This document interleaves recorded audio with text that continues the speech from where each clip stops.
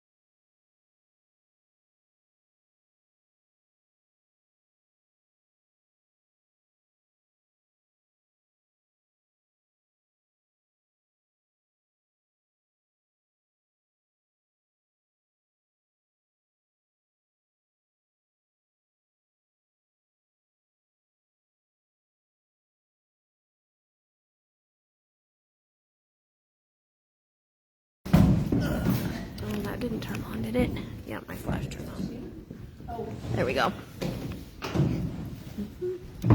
We could all sit together. Well, Tim didn't want to sit next to me and Joseph. You need it, so. Yeah, whatever. Kind of winded, but I'll Well, get we just over didn't it. know how many seats it was, so now we can spread. All right, so I need to have a roll call. Tim, do you mind starting us off, please? Pierce, Penny Berry. Scott Barnes, Joseph Hittinger, Paul Brown. Elaine Smith. David Johnson. We do have a quorum present.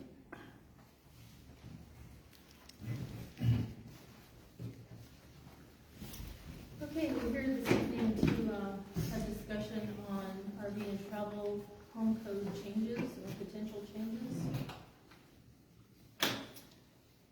The board have any particular way you want to move forward with this conversation?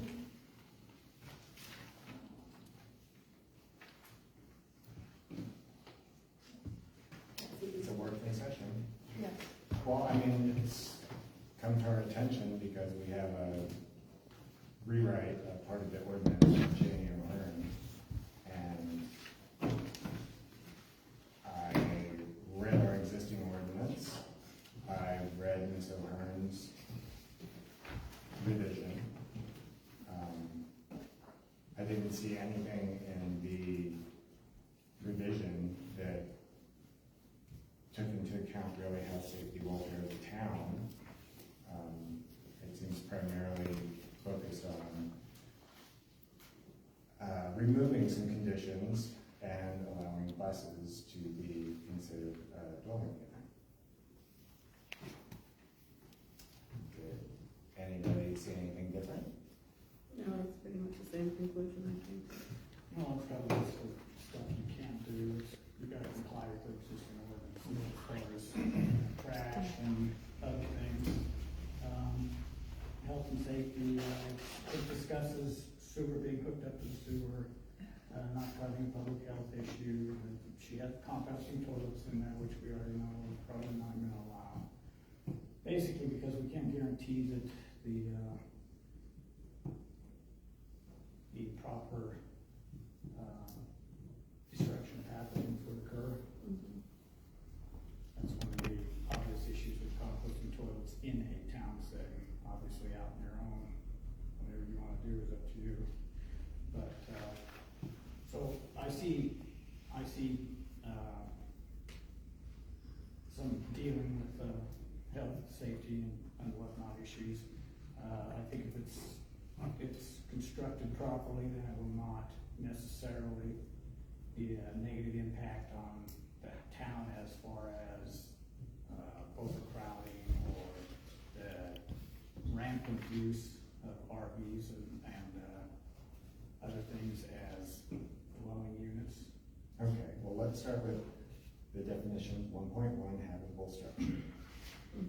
So she's removed the requirement for water. Plumbing.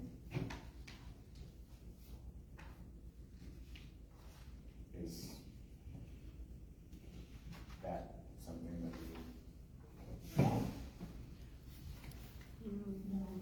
I don't There's a copy on your phone. Can you email that to know. Bethel Housing Board? Right. I mean, as I go through it, I just didn't see Bethel Housing Board email. anything that was being added or taken out that was useful to the town. I mean, correct me if I'm wrong, Tim, if you see some things that you think we should really consider. Oh, well, obviously, what's considered useful to the town is our freaking problem with housing, which is an obvious thing.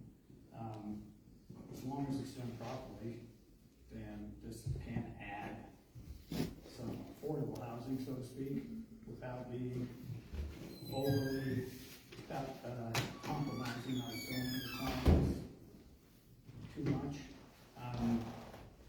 Subtracting from the town, well, there's always the issue of whether you want RVs anywhere in the town, used as dwelling use, or buses, or anything. It's not totally uncommon. It's not common, but it's not uncommon either. It's kind of out there in other towns. Some prohibit, some don't. So I think as long as it's structured properly, it's not going to be a negative impact on the town, and would be positive in the sense that it does add some what you consider more affordable housing to what we have as a government issue, which is the lack of affordable housing. So how would you like to see it structured? Well, I don't see anything wrong with the conditional use permit. Obviously it has to be hooked up to water and sewer. You can't have self-contained, that'd fall under the temporary use permit that we currently do. We do permit those on a temporary use permit type thing. It would have to conform to all our setbacks, it'd have to conform to fire codes, it'd have to conform to basically everything that a dwelling unit conforms to, except foundation requirements and things like that. So how I would see see it if we issue a temporary occupancy permit. And her outline here is stuff that was discussed in our committee meetings. So you all discussed that a conditional use permit should be allowed to be indefinite, doesn't have to be renewed annually. Yeah, as long as they're not violating any of the requirements, the ordinances or anything, then sure.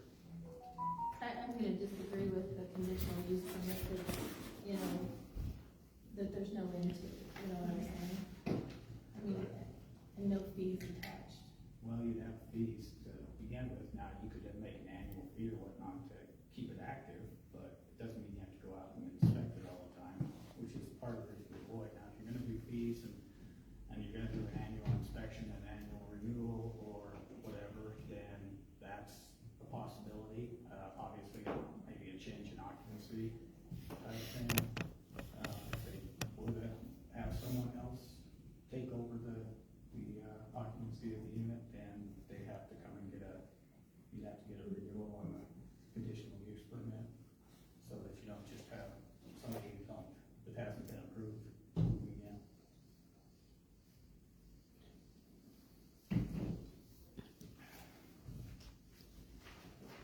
I'm not in favor of permanent, making it permanent, basically. I have no reason to find normal housing or find a space for that RV, so I'm not in favor of indefinite time period in living in an RV or motorhome, whatever it may be.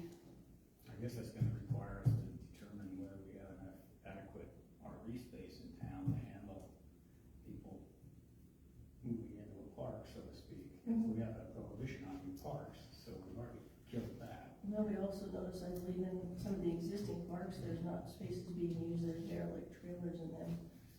Yeah. Just driving by, I don't know if that's 100% true, but just driving by, you can tell that a lot of them are just empty and sitting there for, I mean, they may not be leveled, they're just cockeyed on the property, so I think there are spaces, but that's up to the owner of those properties to make them available. Well, and desirable. Yes, yeah, so.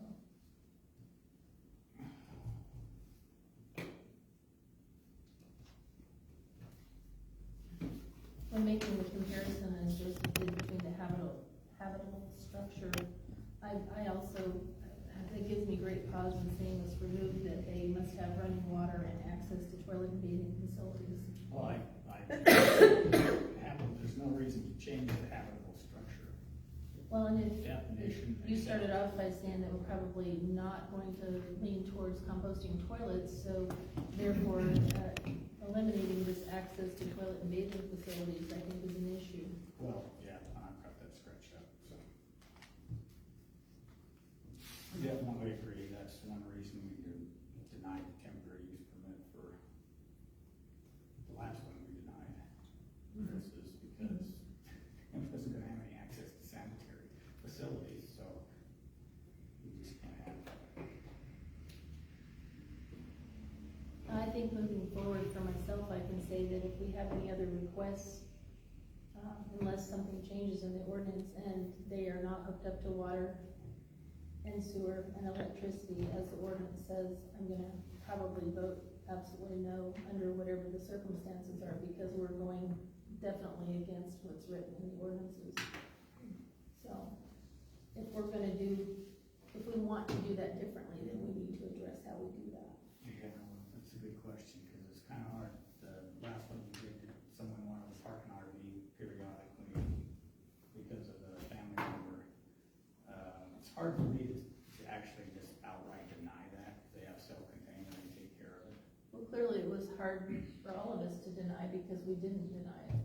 But the question is whether we should have, based on the ordinances and the laws we have on the books for the town, you know, so, yeah.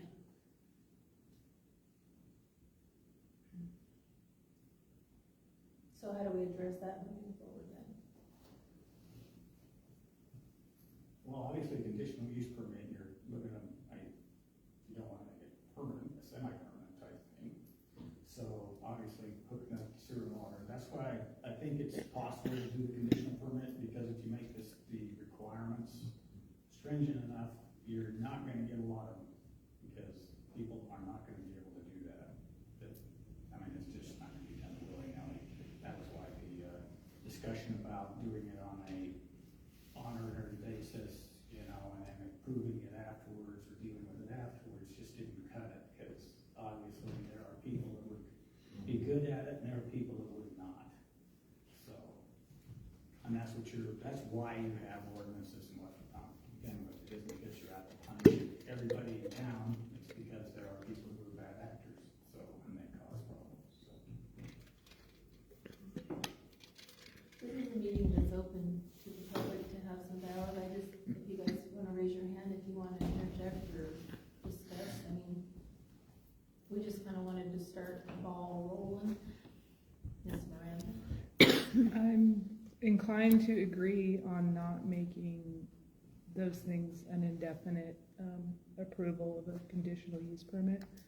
You know, we can look at everyone who's trying to do this now, with good intentions, but you have to think about the other possibilities of people coming in and opportunists, wanting to come in and, oh, I hear there's an RV town over there that you can do this, even if you meet those requirements. I lived in several small towns that did see kind of an influx of like a transient population, and they're struggling with that now, even though it's not in their code. So it's just like in this day and age, it's the reality of today. So I think we have to keep that in mind. And I think I'm looking at doing anything with that in RV park type thing, because there's no way you would be, in my opinion, you can cram more than one for any one property. I don't care if you have 20 acres. You're right. not gonna get more than one conditional use permit, you can't put more than one unit on it. That's how you prevent getting RV parks, so to speak, under that type of rule change. So, that being said, continue, you were gonna say more? Yeah, just trying to foresee all the possibilities there. And then with that, if it's designed to address temporary housing crisis, that you have to look at those other issues like the vacancy rate, the unoccupied homes, and then look at some of the other solutions like the ADUs. I don't know what the restrictions are on ADUs here, or if something could be looked at there to make that more of a feasible situation for people, like the in-law units or. But so you're talking about, taking part of the dwelling and making it an accessory dwelling unit or whatever. That's fine from that standpoint. The trouble is you have to get people to want to do that. So either you have to do something to incentivize that, or you have to be authoritarian about the whole thing. And quite frankly, if I wanted to live in an authoritarian town, I could go back to Denver. So, I mean, at that point, I have no gain in living in an area like this if I have my freedoms curtailed to the point where I have no freedoms anymore. So, at that point, yeah. So you're either gonna grossly infringe on private property rights, which is basically dictating to people how they're gonna treat their property, period. Which is fine and dandy if you have structures and whatnot that are fire hazards, or people don't take care of them to the point where they're a nuisance and to the point of being a hazard in some public health way. But to just go in and dictate to people that you're gonna do this with your house because we just don't like it, or we need somebody to move in there, is pretty extreme. But you're also looking at health and safety and the current code for other, living situations. And it's hard to comply with that in an RV or a trailer situation. And you also aren't gonna find this kind of openness with that code in many other towns or counties.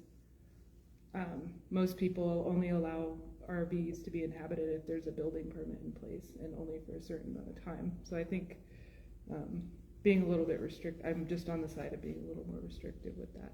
I understand that. If you're gonna cite that type of thing, you have to actually cite some. You can't just say most. I heard that the other night. A lot of people in town, really. So who's a lot of people? Do you have a number? Did you do a survey? So unless you got statistics to back that up, which I don't either.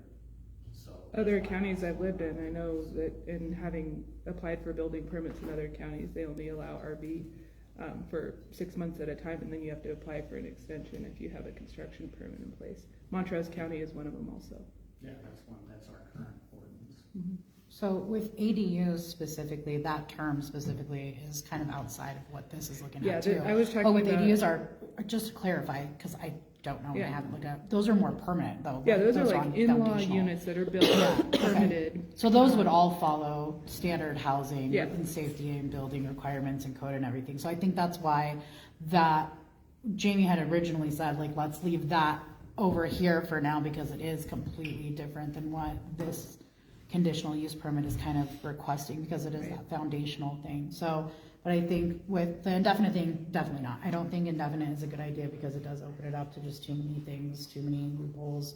But with water, I mean, maybe not necessarily having running water or a direct water connection, because I know it's so self-contained. That would be the RV, the temporary use type of thing, right? But with this conditional use permit, I think we are looking at more of a semi-permanent, not indefinite, but semi-permanent kind of situation where we're not going to be hauling it off to go dump it. We are going to be skirting it and leaving it, those kinds of situations. So having that water sewer hookup, I think really does become necessary having, but if we want to word it to where they're, like again, with the travel homes though, is having the ability to get that thing up and moving if they wanted to. Maybe for 6 months out of the year, they do leave it there, but for 6 months out of the year, they travel or some sort of situation like that. Having the just access to sanitation, is that something that could be worded and inserted in there that would say, it would kind of leave that open again, as long as they're meeting those conditions, as long as they have access to. Who's checking your access? Well, I mean, that would be part of the inspection, right? When the conditional use permit is requested, wouldn't that become part of that inspection, is to say, okay, where's your bathroom? Where is your running water for washing your hands or whatever? And then it would say, oh, it's actually in the house. I just go in the house. I sleep in the camper, but I go in the house for the bathroom type of situation, which, you know, would still make those those safety requirements, right? So like if the RV is hooked up outside, but they're not using the bathroom because they go in the house. I think Amy, you had mentioned something like that, where they don't want to hook up water to the camper because they'll just go into the house and use the bathroom and the shower. That still is access to that sanitary and that safety thing, but it doesn't necessarily stipulate that mobile unit itself has to be directly connected. I feel like that checks the boxes of safety. But then, you know, we have the situation of the guy down the street from our house who is using that situation where he does have access to a bathroom, but apparently isn't utilizing that access properly. So but then again, there's the thing where it is enforceable. Here's the box that was supposed to be checked. You didn't check the box, you gotta go. Which is exactly what's happening, is that he's not being safe and he's not utilizing the bathroom he has available, so he's being told to vacate. So I totally understand what you're saying, and I empathize with that, but when you do something like that, it falls on people, and if you just say that the dwelling unit, whatever we want to call it, the RV camper, is hooked up this way, you take the people and the judgment out of it, and you just know that it's hooked up to sewer and water. And we're not doing the peeky loop go around, is there poop on the ground today or not? It just, and then if you have, unlike what you said, if you go in and have a yearly look, where to me that's respectful, I know you're gonna, and it might help me because I'm elderly, so you're gonna check my natural gas hookup. For elderly people, that's really a big one. And you're just gonna check and see if everything hooks up correctly. Is your heater working? You know, just different things like that. So if we could take out people and just go, this is the structure and this is what it ought to be, I think we would run into a lot less, and then, you know, she gets a lot of, you know, you're going around peeking at my stuff again. Well, she shouldn't be. If you buy a yearly license and you know that she's coming in and it's gonna be that way. I just, got to thinking a lot. In my experience, one time we had an individual family, and it's not good, bad, or otherwise, was told that they were living in a camper. It became known to me that it was a tent camper. No, not sufficient heat. It was too many people in the tent camper. So my fear is that we open up situations like that. And so I think also you ought to look at the capacity of the camper for the people that are living in there. So we don't put children in situations that there's not enough beds, or you got 5 people living in camper and there's not running water and whatnot. For that, I think we need to up our game on housing in here. I mean, we just shouldn't say, oh, well, let's not do that and then forget we have a housing crisis. So. Well, part of that though does fall, and I don't know all the ins and outs of it, but Polis recently processed releasing restrictions on dwelling units and who's in it. Taking off restrictions of how many people and what relations and That's things. for apartment buildings, not Only for- apartments. I read that, Okay. and so that goes back to what you were saying about such a restrictive environment. It's like, why would you, and it was pretty restrictive, and so they're loosening it up and letting it, and that's probably what we figure is normal over here, so. Right. I mean, I know what you're talking about. I didn't read it with Right. right. I saw bits and pieces, but yeah, And it so. looked like to me it was for During mostly this- big cities. During these other meetings that we had previously, I mean, I'm gonna tell you in the back of my mind through a lot of these discussions, I've been thinking about how these potential changes affect our staff, our very small staff, and how it burdens them potentially. So as we chat about all these options or what ifs, I would just ask that everybody think about that. So what Charlene mentions and what one of you guys was talking about with the annual occupancy permit with the fee and an inspection, that you, the applicant, are responsible for, that it's not transferable to this person and this person and this person. Right. In 6 months, you move out of that unit and somebody else wants to come in, whether it's been paid for a year or not, that application starts new Yeah, with absolutely. the town. That's why I see that. Yeah, those fees have to go to the person. And that's gonna reduce the amount of people who are trying to do this as well. So they're gonna be like, you know what, I don't wanna pay the fees that have to go into setting this up or whatever, so I'll just do the temporary and. Or meet the inspections that should be required. Right, exactly. So all of those will reduce it. And then again, going back to the tent camper and the sufficient heat and all of that, if we insert into specific sections of this draft and the working draft and everything moving forward, we would relate it to whatever section applies to the already current building code and safety and fire hazard codes and all of that that's already in place. We're not changing any of that. All of those codes, all of those restrictions still apply. You still have to have this, these things done for fire safety. You still have to have an egress. You still have to have 2 exits, like all of those things. So we could just say, in that habitable structure section, it would kind of turn into, just a general statement of all current housing codes must be followed with these as well, wording it in that way where please refer to section 2.4 of the Nucla Town Code for housing safety, and then all of it's covered right there, and you don't have to restate it in the ordinance, but you just know where to refer and what code to look at to see, again, what other boxes are going to have to be checked during that initial inspection. But to absolutely have those fees fall on the occupant, to have the town person and the inspectors paid to get that done. I like the annual thing too, because I think it really limits town code enforcement responsibility. It limits the amount of people who would take advantage of the system, and it closes a lot of those loopholes. Well, and there also would be, in my opinion, if we move forward with this, some sort of a clause that can be terminated at any time if they're not meeting the requirements. Absolutely. And I think something like that is in here. There is too.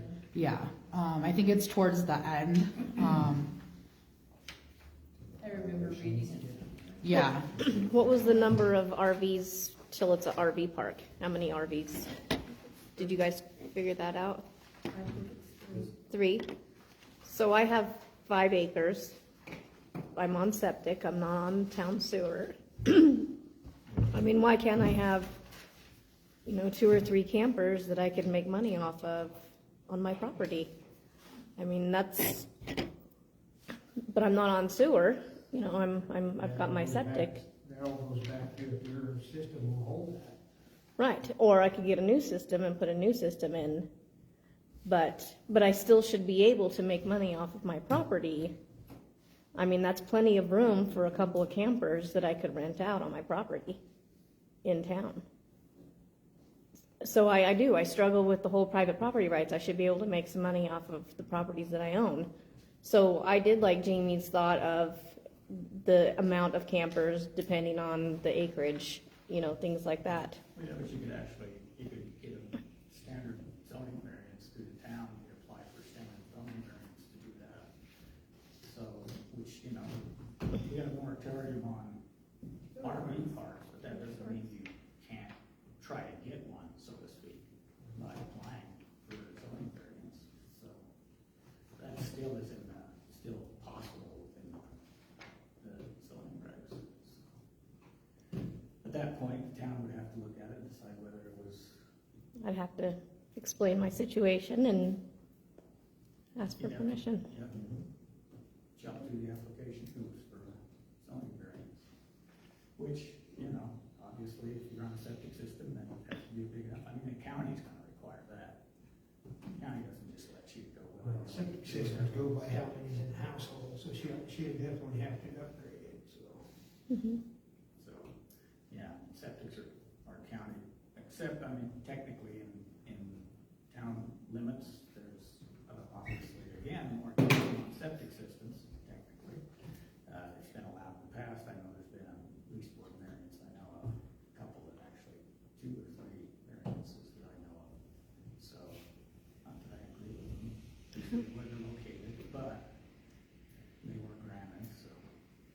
But I think then if she gives you an appropriate bid, so I think to me, this is a little bit different than, It is. Yeah, it is. It is. Right, We're but weird. if she gives you a legitimate bid, to me, that, And you yes. want the business plan and Right. you're gonna look at it and she's gonna, all the requirements, and then you look at the business plan.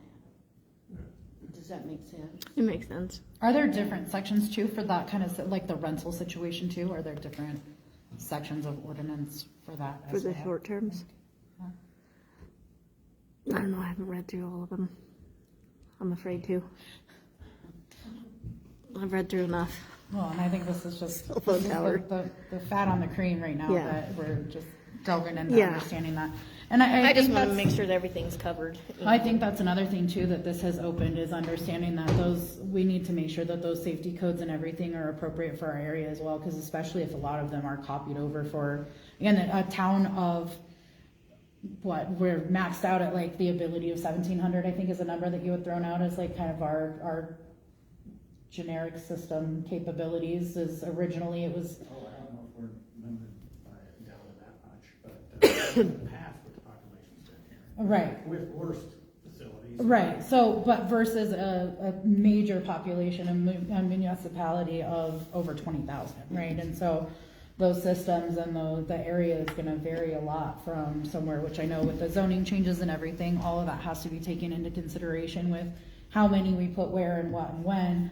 But if we're gonna be copying code from somewhere else, we need to make sure that it does apply to our area as well. Well, setbacks and everything, fire code is fire code. I just wanted to ask you something, because I've heard you mention this before. What is the assumption of whose code that we've taken on here? So in one of the original meetings that we had come to even ask for the original variance, it was mentioned that the code was copied from Montrose County.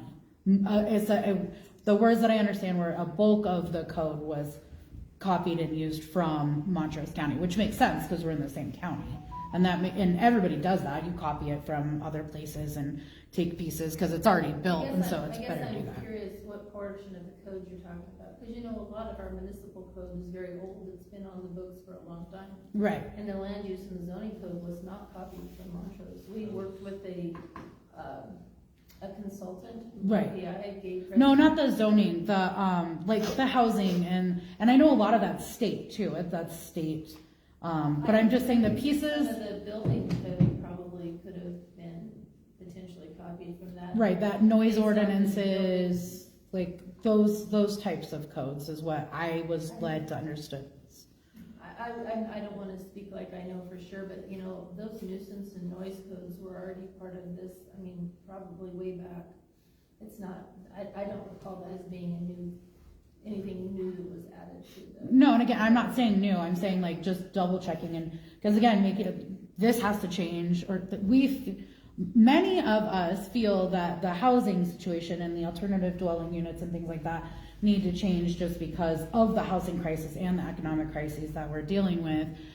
But in doing that, we have uncovered that some of the things just don't logically make sense. There's some old verbiage in there that doesn't apply. That's probably from, the early, when the code was originally put in, like you're saying, some of it's still original and just kind of worked on. And so I feel like a couple of things, and I'm sorry, I can't remember right off the top of my head, but a couple of things just seem to be outdated enough that they don't even apply. So Brooke shouldn't be spending time enforcing on things that aren't even applicable at the point in time. There's some old things that don't exist in the world that we live in anymore, and certain words and things are referred to in pieces of the housing code. And that may have been updated too, because I know that there was what we were sent with the original citation on the papers that were printed and that were highlighted with the sections of it, there were some updates that then happened and were posted online. And it seemed like those were a little bit more legitimate. So that's my concern, is like what else hasn't been. I think I would ask you, what else have you found? Okay. I mean. Well, I'll try to go back through to what I was seeing. And real sticking points that you think is, that are old and outdated. I think, I for one, I don't know about the rest of the board, I'd like to know which ones those are. Well, and again, I don't know if they're something that's outdated. I don't know if it's something that, it just seems like a lot of it is worded for a huge population, and we're not. And so that's a thing that sometimes can, again, specifically looking at the housing codes and things like that is from where I was looking at it originally. And just seeing that the differences of those things. We just want to make sure that it fits our small area versus if it is a section that we took from Montrose. I'm not speaking specific sections. I'm just saying as we go through, if there is something that sounds more directed toward a very large populace, to make sure that it makes sense to also be here, because it may not. I don't know. Again, I don't know. I don't have specific sections. I'm totally willing to take another glance and see what it is that I saw that piqued my interest originally, but I'm just saying as we go and we refer to those sections of code, also needing to make sure that it just all makes sense once we start pulling it all together and tying it in. I mean, I kind of go back to what I said at our last regular meeting, is that instead of just taking a big old pot shot at the whole code and trying to figure it out, I think the board's willing to do some work here if we need to, and if they all agree to. But just taking on the entire code to be rewritten at this point with No. the other things that we're trying to work on? No, is that's why not pieces. gonna happen. Exactly, but pieces and here's a good starting point, but as we pull in other sections, I think it would be smart to look at those sections we're pulling in, is all I'm saying, is to make sure that they're relatable to our rural status. So if we could whittle this down, what the biggest thing is, and I'm kind of hearing, back and forth, is it this conditional use permit that's really what seems to be on the table in the forefront, would you say? I mean, again, that alternative housing ability, but keeping it safe, making sure that we don't have, So properties overtaken and not having that safety. Again, the fire code met, the health code, having it But worded to let's where all go this back a would little fall. bit. Alternative housing, to me, means multiple different types versus we're talking about a conditional use. So to me, those are two different things. They may have some of the same rules, but I'm just asking what rises to the top here. What's the top 2 or 3 things that you guys feel like that you'd like to see the board take a look at? Conditional use permit. That's what I'm reading from this. Whoa, she's done. We talk about our feelings, Melissa, we don't throw things. Go ahead, Brooke. Is there a difference, I don't have that in front of me, so is there a difference between what the temporary part is? Is there like a time frame on that? It's like 3 to 6 months? What's the difference between, we talked about the conditional use permit possibly being a year long. Is there something as far as the temporary part? What makes it temporary? What's the definitions, defining as a time frame between those two to separate them? So I think right now it's 30 days. Just the temporary is 30 days days. before the year. There's a conditional use, you should apply for a conditional use. Well, you should apply for a temporary use. Temporary use. So the temporary permit allows up to 30 days? In a calendar year. So I think I can't remember who mentioned that, like, even if you have family come stay a weekend, a month, you're out of time, Yeah. even just with that. And I think that was, But that doesn't mean that you Is can't that- come to the board for an extension of that. So, right. You know, Is that something that would be possibly changing, or is the that temporary gonna, portion. yeah, the temporary portion, is it gonna be more than 30? Is it I don't know, is that gonna be, It's actually basically more than 30. The 30 is where you don't have to get any kind of permit. okay, But after 30 days, you But have. if there's gonna be use of that RV or camper or whatnot for more than 30 days during a calendar year, then you have to have a temporary use permit to have any kind of extended use. okay, so it's kind of written as it is already now. Well, and I think the max on the temporary, there is a statement in there that lists the maximum of the temporary, doesn't it? Yeah. It's Not to exceed 6 months, right? one, And then I know something was brought up too about there's some word in there about the town not being able to grant a variance. I know that was brought up during a point of contention, but Shane, you brought is that up. in there? yeah, well, it's in the ordinance, I couldn't tell you what section specifically, it could be, in the ordinance 2020-002, chapter 8, section 3, in there, or section 4. Yeah, section 3. Is that good? So what? You said I couldn't tell you exactly, but it's section 2. We want to frame something up that you know, like, where we're referencing it. I'm not gonna. So I'm trying to come prepared for this meeting, and I'm just going to ask you all to come a little bit more prepared. So, because we want to get these issues out, and we want to get them discussed, and we want to get them closed out. We don't want to have meeting after meeting after meeting. Now, the question was, temporary use, right?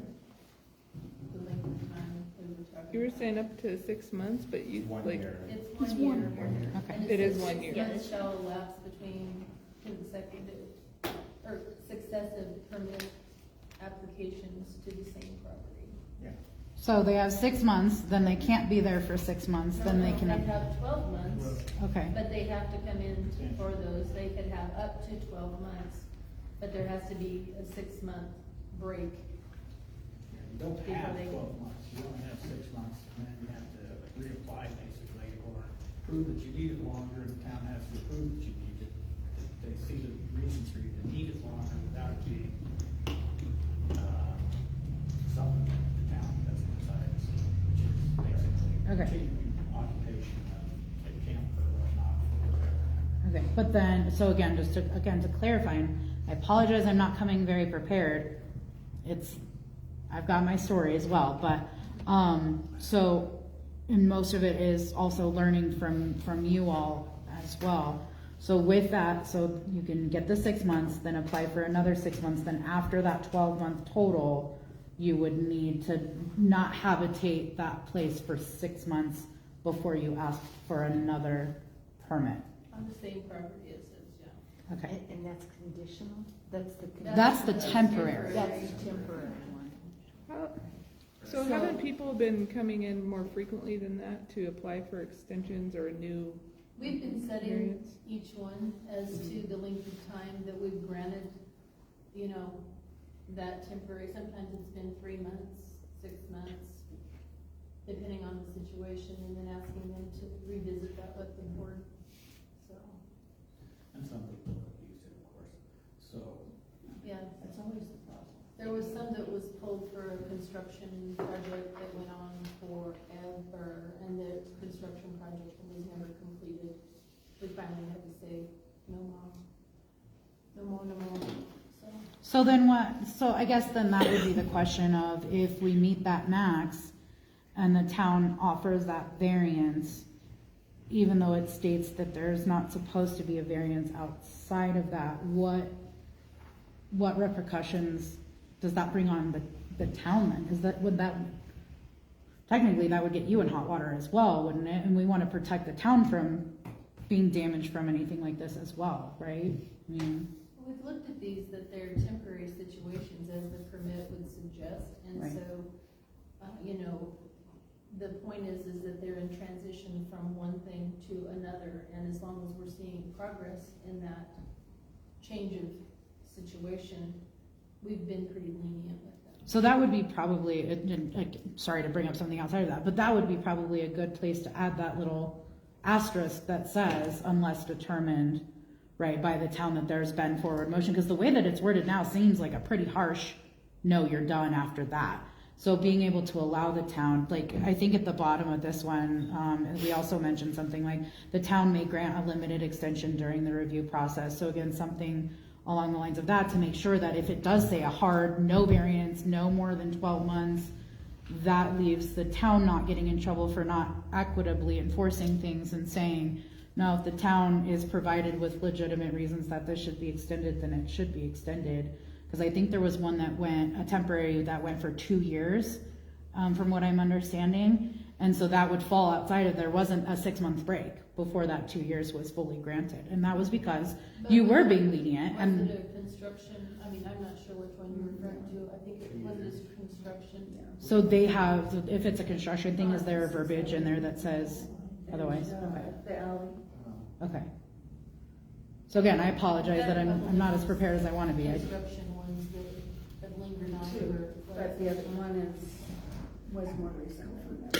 So I think that that's why the conditional use becomes very helpful, to have that additional, again, less paperwork on the town, less strain on the town, less strain on code enforcement, but also less strain on the resident who is having a housing crisis or, you know, inability to purchase a home for more long-term foundational standards and things. So with, I'm sorry, question, I'd have to ask you this while I'm thinking of it, otherwise it'll just be shot You're right good. out of my ear, but, you know, when you're talking about situational stuff, how do you recommend that the board, look at those different applications for that? What would we say yes to or no to? well, I think that's the hardest part, and that's why a lot of this has started, is having that situational piece being such a point of contention. And I think that's why having these check marks outlined to say, if you follow these things, then we'll grant you that permit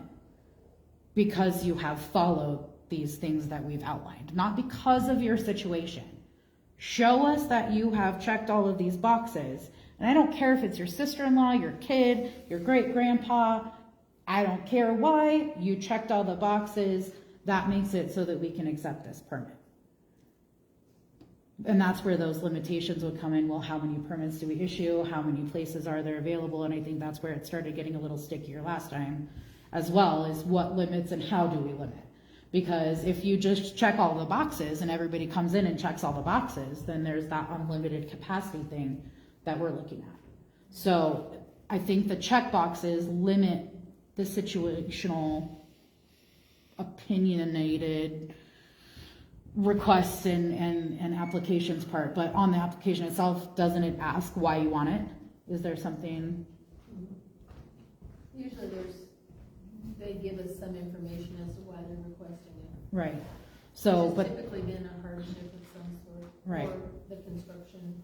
right, and that would that be an optional, or would that be a required field to fill out? Because I think then, you know, again, if we're trying to limit all the situational things and all of the opinion, anything that can be based off an opinion, just because, you know, that person isn't well liked in town, so their permit only gets 3 months, but this person gets 6 months, and in order to reduce that, those check boxes are what we're looking for, right? But the limitations are so I'd like to important. hear what the board thinks about that. I think the checkboxes are pretty well laid out in the ordinance. Which ordinance? The ordinance that already exists? The ordinance that exists. Okay. It needs to be a habitable space, and there's a list of things that you have to do. So after that, that's when it's situational. It's typically, I mean, what I've seen and what I've seen when I've been in the audience where you're sitting is it's just timing. It's like, I'm building my tiny house and I need 6 months. I thought it was gonna be 6 months, I need a year. My brother's falling on hard times. He needs to be in there for 3 months. Yeah, and I don't know, I've watched you all. I haven't been on this side, for one. Right. But I've watched them all debate it, and for the most part, always provide the variance when. Yeah, absolutely. Well, and that's why I think that just the most important part is if RVs and travel homes specifically aren't mentioned in the current ordinances, more, But they are. Travel. okay. Mobile home, travel. Right, so, and then I think it comes into that 12-month limit, and then those variances allowing is making sure that the town doesn't get into hot water by granting those variances and those extensions. I would hate to see that, again, because if we have someone coming up against the board and saying, you're not being fair and you're not enforcing things across the board, things are becoming situational, you're letting this person do it but not me, well, yes, because you're checking all the boxes, or they're checking all the boxes and you're not. But that extra thing is, but then it says right here that you're not supposed to do that. So making sure that that point is clear as well with allowing for that situational. And everything's going to be situational. The difference, in my total, frank, honest, upfront opinion from the very beginning of this, is you can't walk up to an entity such as the government, stomp your foot, throw a fit, and demand things to happen. You have to be responsible, you have to be respectful, and you have to be kind. And you have to be professional. And for all of the situations that I've been to the meetings for, and I've seen the people who are being professional and responsible and respectful, that's when the town has said, that's fine.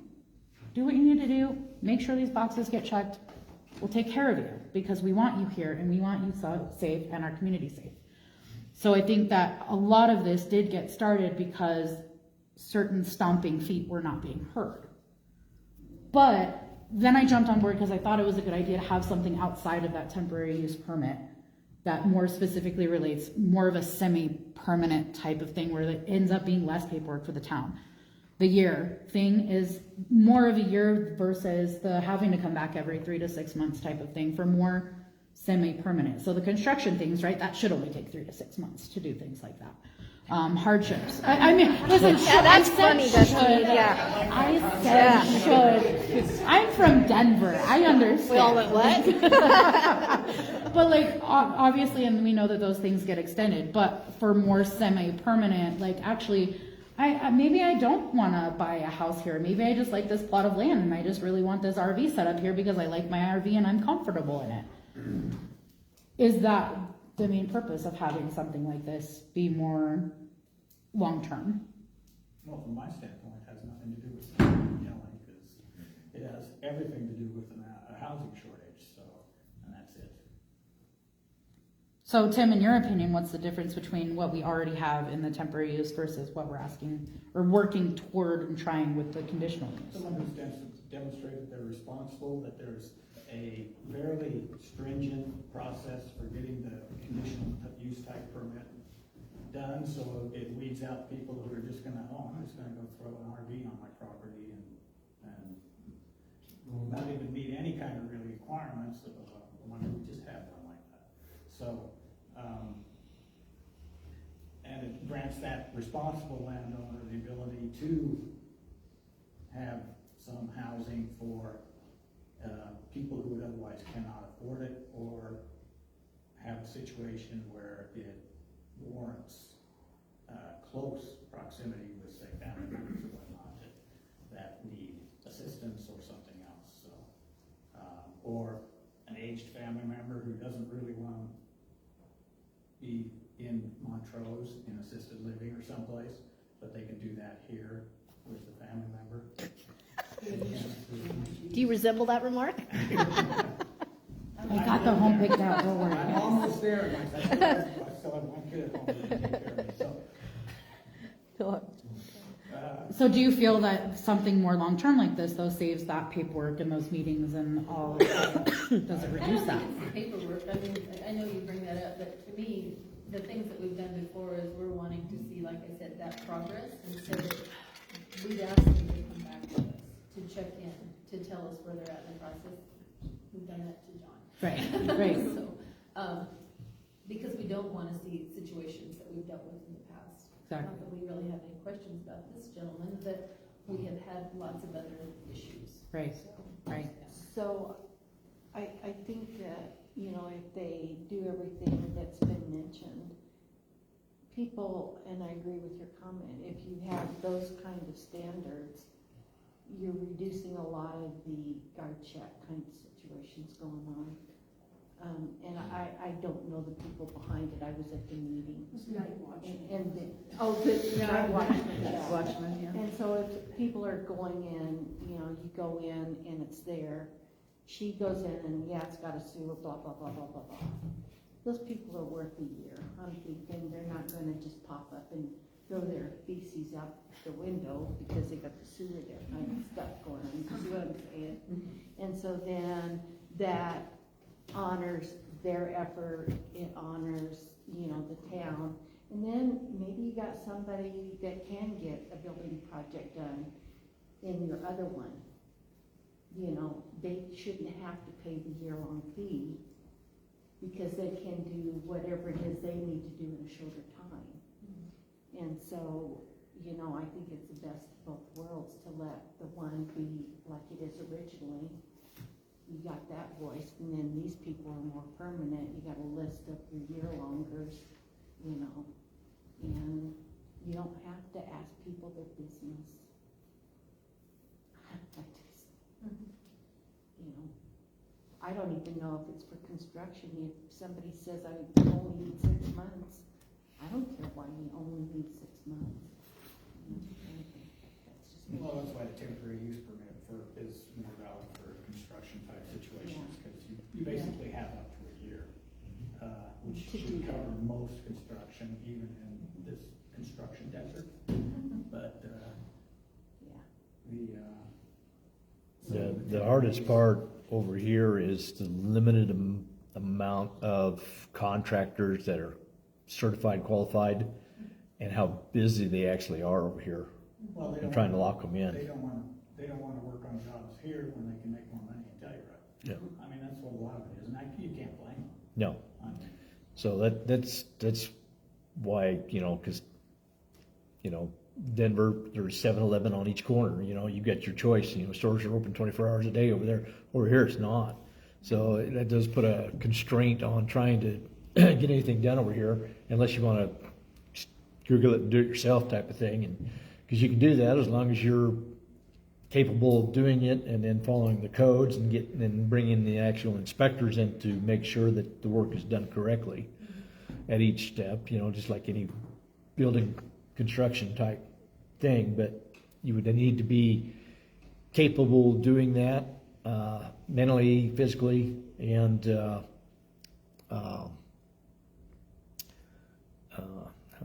wealthy enough to do that.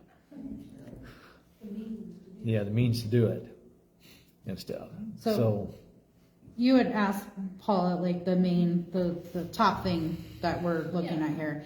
And if I speak for our situation, again, it's just a more permanent, more long-term consideration outside of that temporary use permit. A step above, it's like. It's somewhere yeah, between. that conditional use, that next step, exactly, not indefinite, but longer than the temporary for situations that could go 2 to 3 to 5 years, something along those lines, but have that yearly, again, I like the yearly idea because, you know, a lot can happen in a 12-month span. But yeah, so, and then again, making sure that the town is protected for any variances that they do give, that they do allow, so that if somebody does find that in there, they're not gonna come and have a foot to stand on to be able to say that it was, you know, shame on you, you did this and you shouldn't have. So one of the things that's in the proposal that John had presented was applicants using alternate alternative systems, which I think there's some stuff in there that really gives me pause about, the gray water. Yep. And also, State Back- regs on gray water. yeah, and also, the composting toilets. I mean, one thing that I thought maybe some other conversation was warranted on is the potential use of solar panels. That was something we chatted about a little bit at the last one.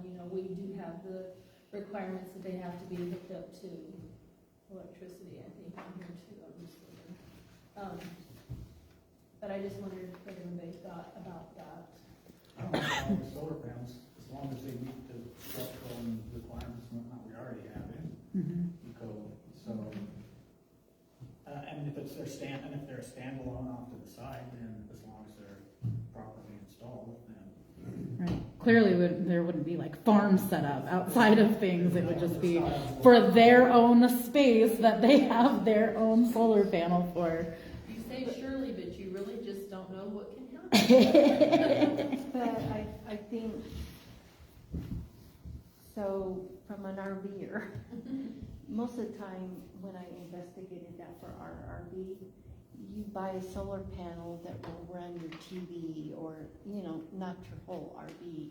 And of course, we also know that we have so many hours of daylight in the winter that, so once again, I think we need to say you need to have access to electricity for those times that the solar panels cannot provide furnace and pump for your water. So solar is Yeah, battery actually, backup. we're in an excellent place for solar, cold in the winter with lots of sun. It's one of the most ideal places in the country. And I have solar on my van and it works great.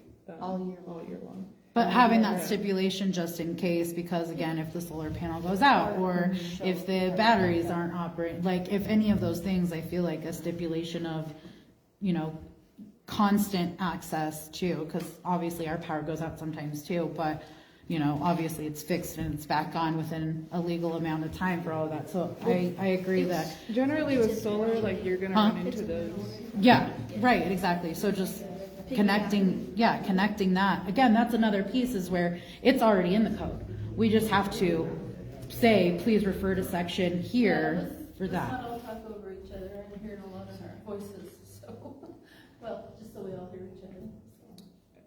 So, I do think solar is it is a good solution, and most people who have solar have some kind of backup anyway, because it's a common thing to you run into whatever, some weird thing happen and you have to, go charge your battery with something else or run off a generator. But it would be in the long run, if you're requiring electrical, like a post to be installed, you can't run an extension cord into the house, right? So you have to address that. You have to run a line, I'm assuming, and then get a post installed. That would be permitted for an RV. It seems like it could be even more cost effective in the long term to get a Gold Zero battery and a couple of panels. Is It should be more sewer and water than electric. Or B7, that says that there's no generators allowed, but I think that's a good place to start taking a look at rewriting it. And I think a solar generator would be fine. The solar. It's your neighbor, that's more due for the ones that live. How about the solar? When he says generator, No, the gas generators are already prohibited. But you the just mean solar. you're generating power off. Yeah. So we need the solar panels and batteries. Yeah. So you don't have to put that right there. What was the letter again? 8-4B7. So you have a solar generator? Is that what you're saying? It's a solar panel that just feeds a battery. Yeah, it's bigger battery pack. Used for, Okay.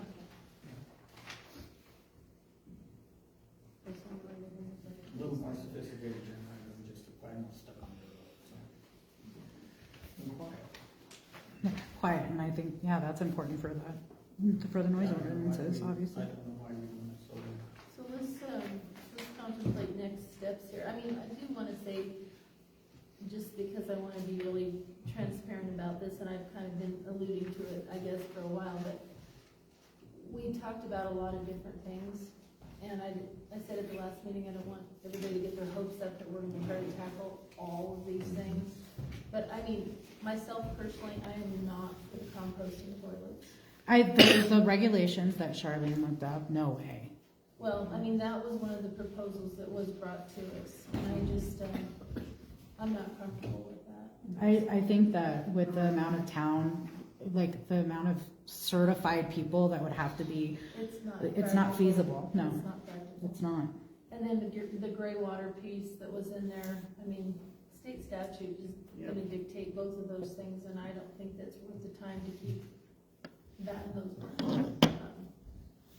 That's why I was asking, you know, where we wanted to focus this conversation on, if we could get it narrowed down to one or two things that we all agreed that could make forward motion on. Gray water really only comes into play if you've got compounding toilets, because otherwise you're hooked up to sewers, what do you care? I mean, you're gonna run your washing machine or whatever water down sewer drain anyway, rather than, I mean, some people, yeah, they would like to dump it out on the yard, but again, you're getting back into the reason you have a community in the town and rules and regulations is so that you don't have to worry about pathogens being spread out there that become then an issue for public health.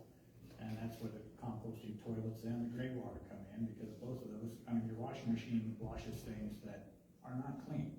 So if you're dumping gray water on the ground, you are having potential for pathogens. Well, no, I think that's covered by state law. You can't, in Colorado, you cannot dump your gray water on the ground. Ooh, I'm gonna back up, because I'm not quite certain the state's been revising a lot of their gray water regs. So, but. I agree though, washing poopy baby clothes in the washer and then you dump that on the ground, it's still got poop in it, so. And generally, there are stringent requirements for reuse. So by the time you jump through those hoops, well, you might as well hook up to the sewer and be dumping down the sewer, because you're not saving anything. So, Agreed. so I think composting toilets and gray water are kind of hand in hand, blanket no type situation, just because of those issues. Everybody's comfortable with that? Yes. Yeah.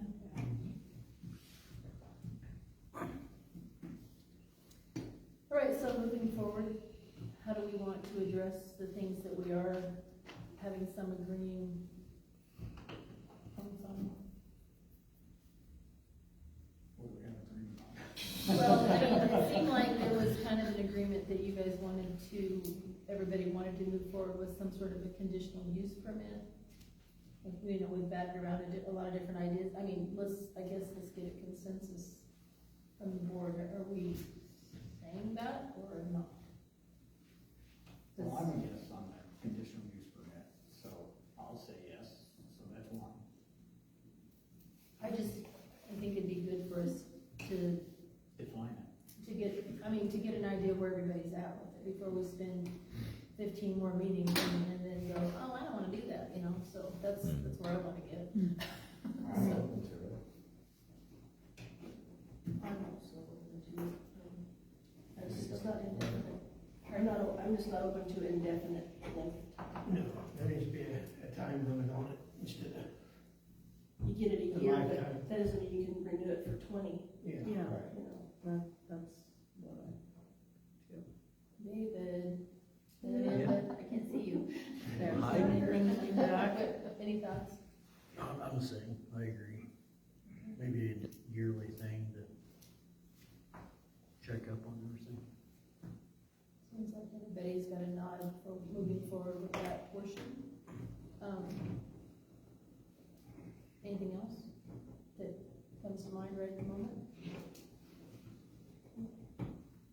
A good place to start. Okay. All right, so, I think that it's probably gonna require some more drafting and probably a little bit more conversation to pinpoint down all those things that we tossed around tonight. I mean, I made some notes, but they always look like this, was a disaster, hopefully. I have a few notes, Okay. not everything, just need to take out the composting toilet and gray water and start with where we're at, kind of based on the restrictions, and then go forward and put it forth on what everybody else thinks. Tight definition of what's Yeah. considered to have a dwelling. Right. Brooke, do you have any concerns you'd like to interject here with this conversation? You will be the enforcing person. Yeah, that's what I was gonna say, just, so are we adding these to the already existing Well, all we Well, have we right like- now is that temporary occupancy permit, so this would be a conditional, longer term One type. that would just be added in, kind of piggybacking off of what the temporary already has existing, because a lot of those, like, regulations and requirements are already set in here for the temporary, where it has the water, sewer. Right. So does the enforcement look the same? And then a question that I had with that as well is, one part where I had seen that was, could see where it's contradictory as a misinterpretation, this falls back on like the verbiage and whatnot, defining, so after they've had that conditional use permit, do they have to come back up to the board, or is it gonna be the town clerk at their discretion, yes, you're gonna do this, or no, like as far as like That'll have renewal to- process, is that? That'll have to be defined in there, how that renewal process looks, and then, you know, like if they've had it for a year and they're up for renewal, we need to discuss what that process would look like, and then a renewal fee and who's inspecting, and, you know, all that will have to be kind of defined In there, yeah. okay. I figure probably the inspection fees would be reduced from, like, the first time is always gonna be heftier, because there's so much more work initially that has to be done, right? But then the next time It it's, sounds reasonable, but it may not go that way, honey. So, it does sound reasonable. but we're throwing out ideas, right? That's the point of it, is so that, like, if the initial hookups and all of that is monitored and done initially, that wouldn't have to be completely redone, just more of a quick check type. But regulated in Yeah. that aspect, Right. because, you know, things can happen within that year time frame. So Right. if there is Right. something that does need to be revised in that with, you know, oh, hey, you know, I noticed I did an inspection and you got a leak going on. Right. Mhm. You know, you got a cracked pipe that you didn't know about because it was skirted underneath, and I did the inspection and say, hey, you know, we need to get this fixed. So Right. you can continue to have your permit and meet all the requirements that Right, exactly. are needed. Yeah, basically it'll come down to the normal course of the house, because you don't have somebody coming in and inspection your house every year.